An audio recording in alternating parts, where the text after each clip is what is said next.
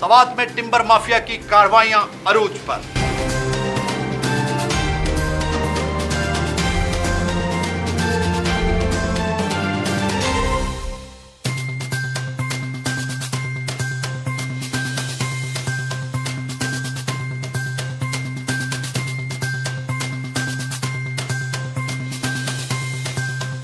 अस्सलाम वालेकुम, आपका दोस्त जफर अब्बास खिची ई बॉक्स के साथ। जिन दोस्तों ने अभी तक ई बॉक्स को सब्सक्राइब नहीं किया वो सबसे पहले उसको सब्सक्राइब करें और बेल आइकन का बटन जरूर प्रेस करें, उसे लाइक करें, शेयर करें ताकि हमारी हर आने वाली वीडियो बर वक्त आप तक पहुंच सके। सवात में टिम्बर माफिया की तरफ से दरख्तों की कटाई का सिलसिला न रुक सका।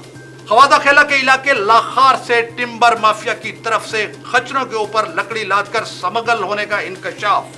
ख्वाजा खेला मदीन और शांगला के जंगलात से लकड़ी काटकर स्लिपरान बनाए जाते हैं, मकामी ज़राए का इंकशाफ। जंगलात की कटाई और स्मगलिंग में बाअसर लोग मुलव्वस हैं, महकमे ने आंखें बंद की हुई हैं। खच्चरों पे लकड़ी लाद कर स्मगल करने की वीडियो मीडिया ने हासिल कर ली।